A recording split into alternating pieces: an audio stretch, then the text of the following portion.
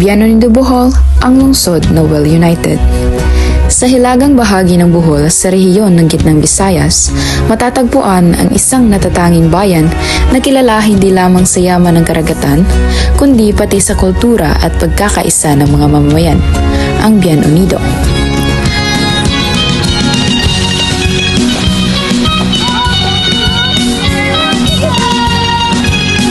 Ang pangalan nito ay hango sa wikang Kastila na nangangahulugang Well United o mahusay na nagkakaisa. Isang akmang paglalarawan sa pinagmulan at pamumuhay ng mga tao rito. Itinatag bilang isang hiwalay na munisipalidad noong 1981.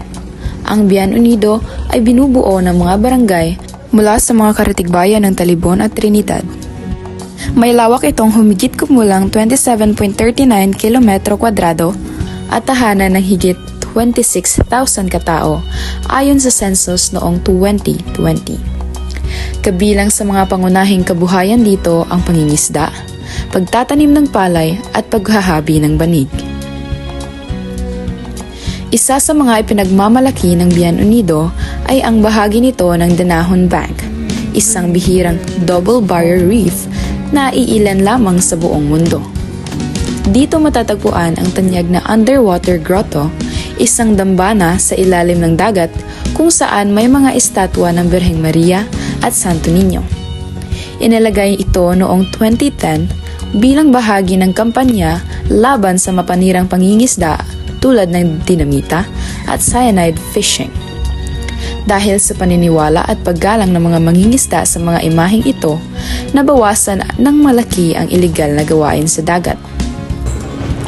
Bawat taon, ipinagdiriwang sa Bian Unido ang Hagwa Baruto Festival, isang makulay na pagdiriwang na nagpapakita ng kultura, kasaysayan at kabuhayan ng bayan. Ang salitang hagwa ay tumutukoy sa tradisyonal na pamamangka, habang baruto naman ay isang uri ng maliit na bangka na gamit ng mga mangingisda.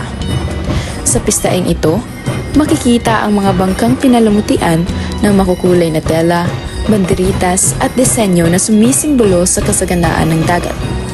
Mayroon ding street dancing kung saan ang mga kalahok ay nagsusuot ng makukulay na kasuotan na may temang dagat at nagtatanghal ng mga sayaw na kumakatawan sa pangingisda at pamumuhay sa baybayin. Bukod sa Hagwa Baruto Festival, isa sa pinakamahalagang okasyon sa Bian Unido ay ang pista tuwing ika-28 ng Disyembre bilang pagdiriwang sa Santo Niño. Ito ay panahon ng pasasalamat at pagbabalik tanaw sa mga biyayang natanggap ng buong bayan. Karaniwang may misa, prosesyon at ibang palaro at patimpalak para sa lahat ng mga mamamayan.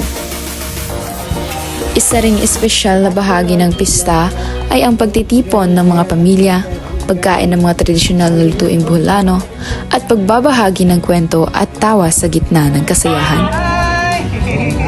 Ang Bian Unido ay hindi lamang isang lugar sa mapa ng Bohol. Ito ay simbolo ng kung paano maaaring magtagumpay ang isang bayan sa pamamagitan ng pagkakaisa at pagmamahal sa kalikasan. Sa kabila ng pagiging isa sa pinakabatang munisipalidad, napatunayan na nito na kayang pagsabayin ang pag-unlad ng kabuhayan at pangangalaga sa kalikasan. Sa huli, ang kasaysayan, kultura at yaman ng Bian Unido ay nagsisilbing paalala na sa pagkakaisa, may kasaganaan. At sa paggalang sa kalikasan, may kinabukasan.